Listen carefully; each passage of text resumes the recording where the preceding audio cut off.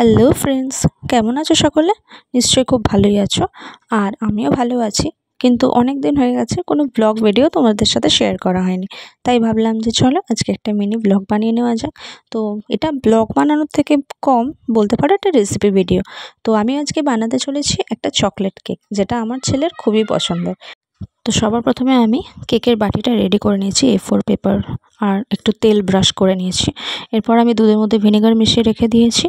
এবার অন্য একটা বাটিতে 1 কাপ টক দই, 1 কাপ রিফাইন তেল আর 1.5 কাপ ময়দা, তার সাথে 3 চামচ কোকো পাউডার, 1 চামচ বেকিং পাউডার, 8 চামচ বেকিং সোডা আর একটা ইনস্ট্যান্ট কফি, কারণ কফির ফ্লেভারটা খুব ভালো লাগে চকলেট কেকে। তো আপনারা চাইলে এটা স্কিপ করতে পারেন। আর দুটো খুবই জরুরি ইনগ্রেডিয়েন্টস, সেটা হলো 1 কাপ গুঁড়ো চিনি আর 1 চিমটে নুন। এগুলো সবগুলোকে ভালো করে ছেঁকে নিয়ে তারপর মিক্স করে নিয়েছি। আর মিক্স করতে করতে এবারে দেখতে পাচ্ছ যে দুধটা আমি রেখেছিলাম আগে থেকে ভিনেগার মিশিয়ে, সেটাও একটু একটু করে দিয়ে ব্যাটারটা কিন্তু ভালো করে মিক্স করে নিচ্ছি।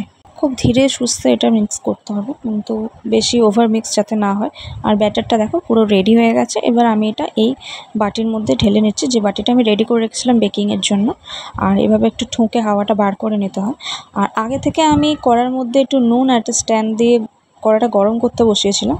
এবার বাটিটা বসিয়ে দিয়েছি, আর দেখো 50 মিনিট পর আমার কেকটা রেডি। আর আমি এখানে টুথপিক দিয়ে দেখে নিলাম যে কেকটা ভালোভাবে হয়ে গেছে কিনা। দেখো হয়ে গেছে। এবার আমি এটা বের করে ঠান্ডা হওয়ার জন্য রেখে দিচ্ছি।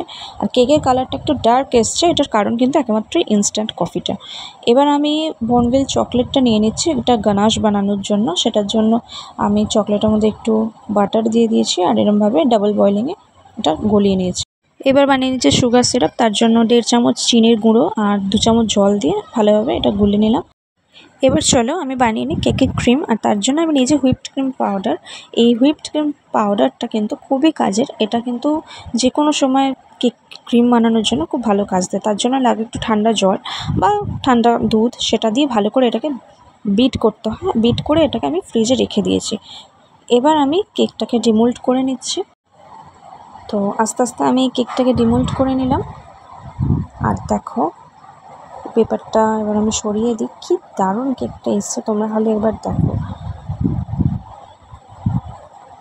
প্রচুর স্পঞ্জি। আর কালারটা ডার্ক হওয়ার কারণটা তোমাদের আগেই বলে দিয়েছি, সেটা কিন্তু ইনস্ট্যান্ট কফির জন্য।